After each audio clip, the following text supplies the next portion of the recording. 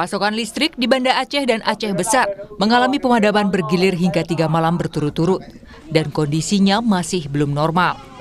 Pemadaman bergilir berlangsung setiap 3 hari sekali dan membuat sejumlah pertokoan terpaksa tutup. Tak hanya itu, lampu di jembatan yang biasanya menerangi pengguna jalan pun padam. Hal ini membuat sebagian besar warga terganggu. Pemadaman listrik juga berdampak pada jaringan komunikasi yang mengakibatkan koneksi internet terputus. Warga korban bencana di Desa Blangperia, Aceh Utara juga harus kembali menunggu adanya aliran listrik setelah sebelumnya sempat menyala selama beberapa jam. Warga berbondong-bondong ke sejumlah warung kopi dan SPBU yang memiliki genset untuk bisa mengisi daya baterai ponsel hingga mengakses internet. Ini dari tadi pagi sampai sekarang belum hidup. Belum hidup. Jadi aktivitas di rumah bagaimana nih? Ya nggak bisa ngapa-ngapain. Untuk jaringan HP sendiri gimana?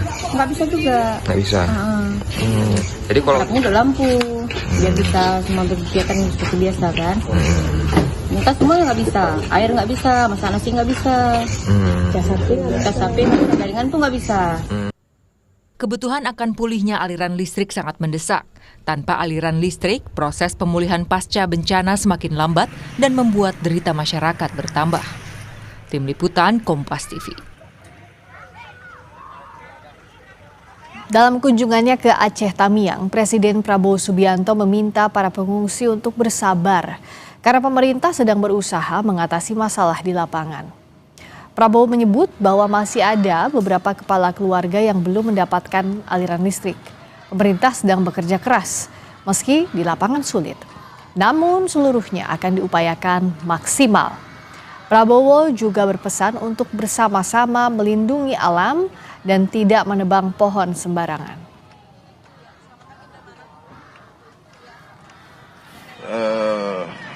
Saya minta maaf kalau masih ada yang belum. Kita sedang bekerja keras. Mungkin listrik yang belum ya.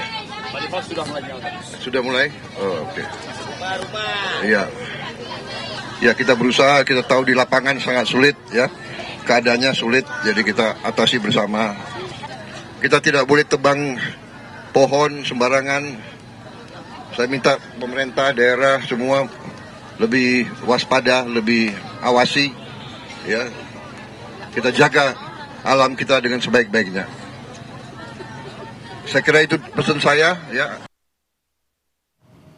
Selama 2 minggu lebih, pasokan listrik daerah terdampak banjir dan longsor di Aceh, Sumatera Utara, dan Sumatera Barat masih belum pulih.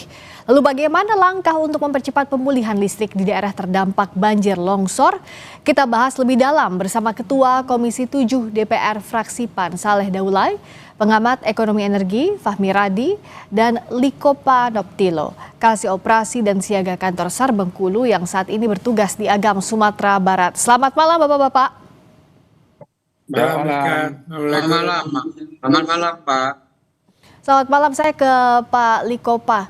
Saat ini suasana di sana seperti apa? Apakah sambungan listrik ini sudah stabil dan sudah tersedia, Pak Likopa? Ya, terima kasih untuk jaringan listrik saat ini memang sudah terpasang, tetapi masih belum stabil, masih ada giliran mati-matinya, gitu. Oke. Masih terkait listrik PLN. Jadi masih bergilir. Sejauh ini daerah mana saja yang sudah teraliri listrik walaupun bergantian itu di Agam, Pak Likopa? Ya, untuk daerah Agam itu ada 16 kecamatan Ya. dan 13 kecamatan yang terdampak dari banjir dan longsor atau galodo.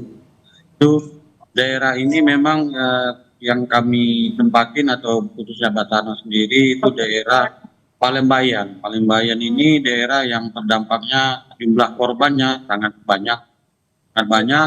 Memang daerah-daerah seperti Kota Tengah atau Sawalawe itu memang tiang listriknya pada ini jatuh atau tanggal, jadi maka PLN bekerja keras untuk supaya bisa tersambung daerah-daerah yang terisolir, gitu. Dan sudah ada informasi kira-kira kapan listrik itu akan stabil dalam kondisi seperti ini? Kalau informasi dari PLN, Pak?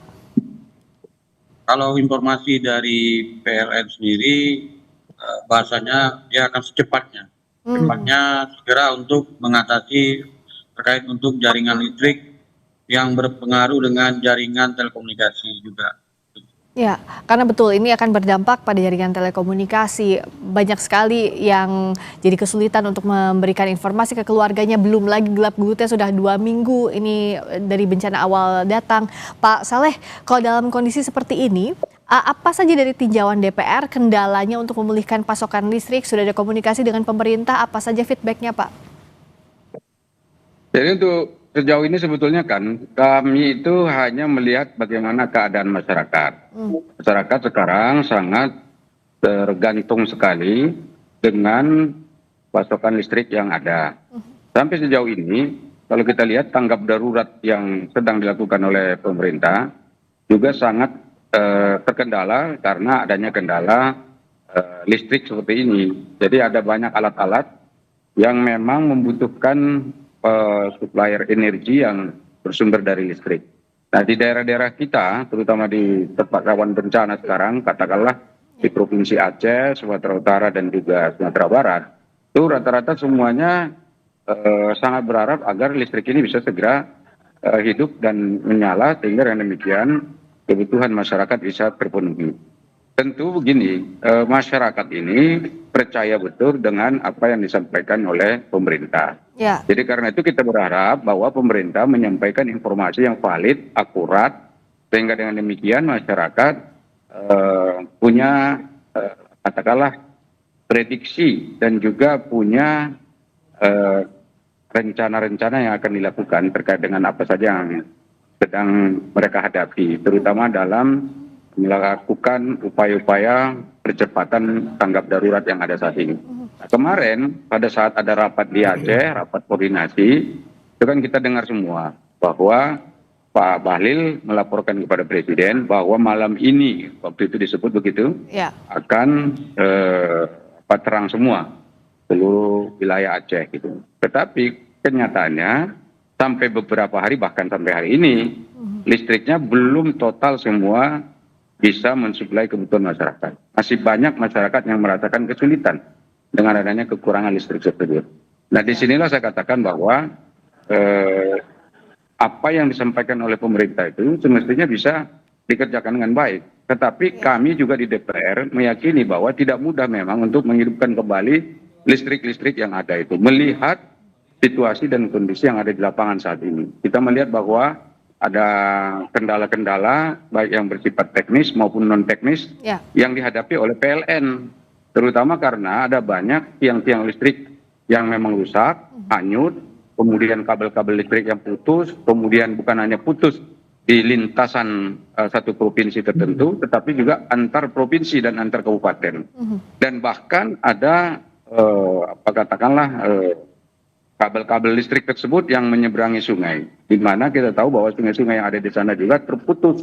Jadi jalannya putus, kemudian komunikasi antar mereka juga tidak baik karena di sana kalau tidak ada listrik maka itu juga berpengaruh kepada telekomunikasi. Jadi alat telekomunikasi yang ada di sana tidak nyala, ya banyak ya, banyak sekali tidak akan hidup kalau listriknya tidak ada. Nah ini yang saya katakan juga menjadi kendala. Jadi kendala ini memang harus diselesaikan dulu. Kalau tidak ya tidak mungkin tanggap daruratnya akan dipercepat. Nah sekarang fakta yang muncul di lapangan adalah adanya perpanjangan masa tanggap darurat yang dikeluarkan oleh pemerintah daerah. Yang tadinya mungkin sudah selesai dalam waktu 7 sampai 8 hari, sekarang malah diperpanjang sampai lebih dari 14 sampai 15 hari. Ini yang saya katakan tadi bahwa tidak mudah, dan karena itu kita berharap PLN ya jangan asal kasih informasi kepada menterinya gitu. Jadi nanti menterinya bicara seperti ini ternyata tidak sesuai. Nanti masyarakat salah persepsi lagi. Mereka melihat apa yang terjadi di pemerintah malah justru dianggap tidak siap untuk menghadapi tanggap darurat seperti ini. Ini kesiapan ini itu masalah mentalitas. Kalau pemerintahnya saya dianggap tidak siap, maka masyarakatnya kan tidak siap. Ya, karena masyarakat bergantungnya pada pemerintah dalam masa tanggap darurat ini ya, Pak Saleh ya. Iya, karena memang kan faktanya bencana ini tidak mau disebut juga sebagai bencana nasional. Kalau dia tidak bencana nasional berarti tentu pemerintah mampu untuk mengatasi semua yang dibutuhkan. Nah sampai hari ini kebutuhan dasar manusia atau kebutuhan dasar masyarakat yang ada di sana tidak terpenuhi, yaitu kebutuhan dasar untuk memperoleh listrik. Ya. Itu kebutuhan dasar sekali gitu. Di era teknologi seperti sekarang, listrik itu satu hal yang sangat penting. Nah, soal Itu listrik menjadi ini. kita. Ya, soal listrik ini saya tanyakan ke Pak Fahmi. Sebenarnya dalam masa tanggap darurat bencana, ketersediaan energi terutama listrik ini kan sangat penting. Kalau sampai sekarang saja belum beres soal listrik, sebenarnya apa yang harus dilakukan lebih cepat lagi dan bagaimana melakukannya, Pak Fahmi? Iya, tadi kita sepakat bahwa listrik itu nyawa bagi kehidupan-kehidupan yang lain itu ya. Kalau listriknya mati, maka banyak nyawa yang mati juga. Tadi sudah kita sepakati itu ya. Nah, rakyat terdampak terutama di Aceh. Ini paling ada dua hal yang membuat mereka kecewa ya. Tadi Pak Saleh sudah menyampaikan bahwa klaim Bahlil sudah 93% nyala, ternyata tidak. Yep. Ini benar-benar mematikan harapan ini. Nah, kemudian yang kedua, Ya Pak, sama Kompas. secara teknis itu ya, itu yang dilakukan PLN menurut saya tidak benar juga itu ya. Memang PLN itu fokus pada perbaikan tower energi Brandon di Langsa itu ya. Karena tower itulah yang menghubungkan backbone listrik Sumatera. Artinya kalau tower itu sudah diperbaiki maka akan menyala seluruh Sumatera. Tetapi tadi Pak Saleh mengatakan itu tidak mudah karena banyak hal yang rusak. Kemudian akses jalan menuju ke sana itu juga rusak, terputus itu ya. Kalau misalnya butuh pergantian tiang dan lain sebagainya itu tidak bisa sampai sana. Nah, mestinya sembari itu diperbaiki maka digunakan dulu temporary itu ya. Saya kira PLN bisa mensuplai pakai genset di banyak tempat tadi. Tapi genset yang memiliki kan hanya beberapa SPBU tadi itu ya. Saya kira PLN bisa menyediakan genset yang banyak sehingga di banyak tempat itu bisa menggunakan listrik dari genset tadi sembari tower tadi diperbaiki tapi listrik nyala itu. Itu saya kira yang belum terlambat dilakukan oleh PLN untuk mensuplai genset dan saya kira relatif lebih mudah disuplai gitu ya di daerah-daerah yang terdampak tadi itu Mbak Arista. Ya, saya ke Pak Liko Pak. Kalau di sana sudah ada di mana saja untuk genset ini, Pak Liko Pak? Terutama untuk di daerah-daerah dekat misalnya pengungsian, dekat perumahan. Kalau di Agam di mana saja yang sudah ada? Dan apakah sudah ada permintaan khusus dari SAR atau dari BPBD maupun BNPB untuk penyediaan genset rumah sakit misalnya? Itu kan sangat butuh sekali. Terima kasih Mbak untuk genset. Kebetulan kalau diri kita sendiri kita sudah bawa dari awal untuk di posko-posko sudah dilengkapin dari pemerintah daerah juga. Hasil dari rapat setiap malamnya di posko sama di Kabupaten Agam menyampaikan apa yang dibutuhkan dari pihak masyarakat khususnya yang terdampak maupun di posko pengungsian. Untuk saat ini di Kabupaten Agam ada beberapa titik posko pengungsian, tidak satu titik karena wilayah per kecamatannya sangat panjang, ada 13 kecamatan yang terdampak. Jadi setiap titiknya mereka juga sudah menyiapkan dari pemerintah sendiri genset. Nah, kendala kita memang saat ini akses untuk komunikasi efek dari jaringan listrik tersebut. Nah, dan kalau genset dengan jumlah yang terbatas tentu tidak bisa mencukupi ya kebutuhan masyarakat di sana, betul ya Pak Liko Pak ya? Benar sekali Mbak, untuk genset memang kalau memang ada genset otomatis juga masuk BBM juga diberikan. Mungkin kendala kita juga salah satu akses untuk membawa BBM-nya tersebut. Jadi itu juga menjadi kendala sama di daerah-daerah yang menggunakan genset dari pemerintah. Kalau untuk jalur pengangkutan BBM maupun BBM yang masuk sampai sekarang cuma ada di pos-pos mana saja kalau di Agam Pak? Itu nanti didata dari pemerintah dan mereka sudah akomodir terkait berapa satu malamnya menggunakan bahan bakar. Untuk saat ini memang tidak ada pengaruh terkait masalah genset, cuma daerah-daerah yang terpencil itu agak sulit untuk mengirimkan bahan bakar itu. Banyak kendala karena ada jembatan-jembatan yang putus. Daerah-daerah itu juga aksesnya juga kita masih berjalan kaki untuk menggunakan roda 4 atau kendaraan motor juga agak sulit karena daerah tersebut dengan ketinggian akibat dari jembatannya rusak. Kalau daerah yang terpencil otomatis juga akan semakin sulit tadi ya, seperti Pak Likopa cerita, untuk mengantarkan bahan bakar, untuk mengantarkan genset. Tapi bahkan di Banda Aceh kemarin saya berbincang langsung dengan Wali Kota Banda Aceh, di situ pun di ibu kota Provinsi Aceh belum ada listriknya, belum tersedia listriknya untuk masyarakat. Lalu mau menunggu sampai kapan lagi, dan apa yang bisa didorong untuk pemerintah menyelesaikan masa tanggap darurat ini? Sesaat lagi di Sapa Indonesia Malam. Malam masih membahas soal bagaimana langkah mempercepat pemulihan listrik di daerah terdampak banjir longsor. Kita bahas bersama dengan Ketua Komisi 7 DPR fraksi PAN Saleh Daulay, pengamat ekonomi energi UGM Fahmi Radi, dan Liko Panoptilos, Kasih Operasi dan Siaga Kantor SAR Bengkulu yang saat ini bertugas di Agam, Sumatera Barat. Kemarin baru saja saya berbincang dengan Wali Kota Banda Aceh, ibu kotanya Provinsi Aceh, Pak Liko. Pak tadi cerita bahwa daerah terpencil ini sulit sekali dijangkau, genset, bantuan masuk. Tapi ini ibu kota Provinsi Aceh pun masih sulit untuk dijangkau listrik, apalagi daerah-daerah lainnya. Pak Saleh, apa yang bisa didorong dari DPR, dari fraksi PAN yang terutama ada di dalam pemerintahan agar ya dipercepat? Kalau masyarakat kan tidak bisa bergantung kepada siapapun lagi, kepada pemerintah yang saat ini tidak menetapkan sebagai bencana nasional. Artinya pemerintah mampu semestinya.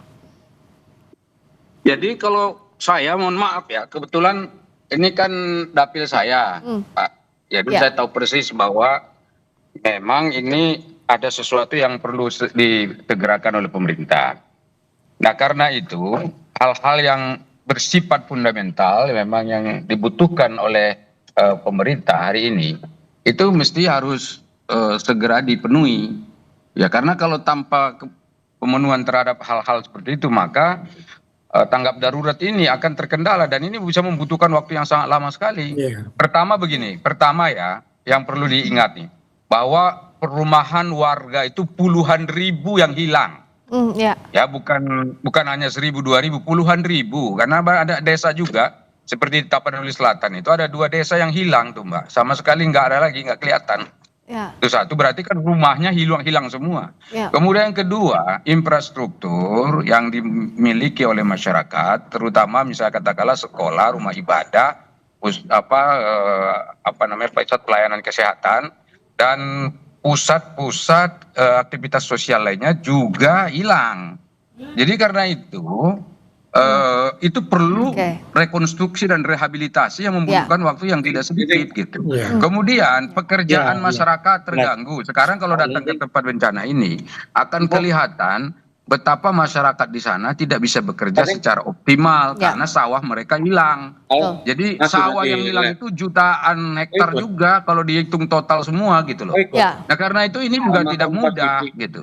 Nah sekarang apa yang akan dilakukan oleh pemerintah untuk mengatasi apa yang sedang terjadi saat ini? Kalau panen pasti tidak mungkin karena sawah-sawah mereka itu juga sekarang sedang katakanlah tidak produktif. Ya karena tadi bencana ini. Kemudian tadi infrastruktur, ya katakanlah jembatan, jalan, sudah disiapkan kemudian hal-hal lainnya yang menghubungkan antara satu kota dan kota lain juga terkendala. Kemudian sekarang alat-alat untuk membantu percepatan, misalnya katakan helikopter, pesawat dan seterusnya juga terbatas. Bandara udara yang ada di sana juga terbatas. Jadi banyak sekali bandara udara yang tidak operasional, sehingga dengan demikian bantuan juga sangat terlambat. Nah ini yang menurut saya penting harus dipikirkan gitu oleh pemerintah, bagaimana caranya ada percepatan-percepatan seperti itu. Nah kami dari fraksi PAN memang sudah diperintah oleh Ketua Umum supaya datang turun, bikin dapur, datang ke mereka, bantu apa yang bisa dibantu. Ya sesuai dengan kapasitas kami begitu. Nah ini sedang kita lakukan dengan harapan ya ini bisa juga membantu pemerintah dalam rangka minimal tanggap darurat ini masyarakat tidak merasa ditinggalkan oleh siapapun begitu. Kalau dari Pak Fahmi, apa yang harus dipercepat oleh pemerintah saat ini? Singkat saja. Ya, saya kira strateginya PLN harus diubah tadi gitu ya. Jadi jangan fokus pada perbaikan tower, karena dalam perbaikan tower itu nanti akan perbaikan juga untuk transisi, kemudian distribusi, tiang ribuan tadi itu butuh waktu. Tadi Pak Saleh mengatakan bisa berbulan-bulan, sementara masih mati. Nah, sembari itu bagi dulu genset supaya beberapa tempat itu hidup. Ya, Dan jadi- saya yakin PLN mampu untuk membagikan genset tadi. Baik. Gitu ya. Itu untuk daruratnya Jadi ya, Pak, ya? hidup, Iya. Ya. Jadi genset dibagi, listrik hidup, kemudian tower diperbaiki. Ya. Pada saat diperbaiki tower, itu sudah ada listrik dari genset. Baik. Nah, kalau dari Pak Liko, Pak, singkat saja, apa yang paling dibutuhkan saat ini, Pak? Ada butuh genset di mana saja? Kalau untuk dari Basara sendiri, untuk genset kita lebih di daerah-daerah posko. Mungkin kalau genset tidak, mungkin lebih ke jaringan Jaringannya listriknya, ya? karena berhubungan dengan jaringan telekomunikasinya, Mbak. Ya, Kita jadi butuh antara kru atau tim yang mencari di lapangan untuk komunikasi. Saat ini memang kita sangat membutuhkan itu, karena daerah-daerah yang kita sisir untuk pencarian sendiri ya. itu memang kita menggunakan AT, tapi ada daerah-daerah yang dinyatakan blank spot. Ya. Saat ini jaringan listrik maupun komunikasi terbatas begitu, Mbak. Baik, jadi bukan energi sementara dari genset yang dibutuhkan, tapi jaringan listriknya, karena ini terkait dengan jaringan komunikasi untuk pencarian, untuk juga masyarakat melakukan aktivitasnya. Terima kasih Pak Likopa, semoga lancar di sana prosesnya, semoga segera membaik dan segera masuk jaringan listrik secara stabil. Dan terima kasih juga Pak Fahmi, terima kasih juga Pak Saleh sudah hadir di Sapa Indonesia Malam. Selamat malam.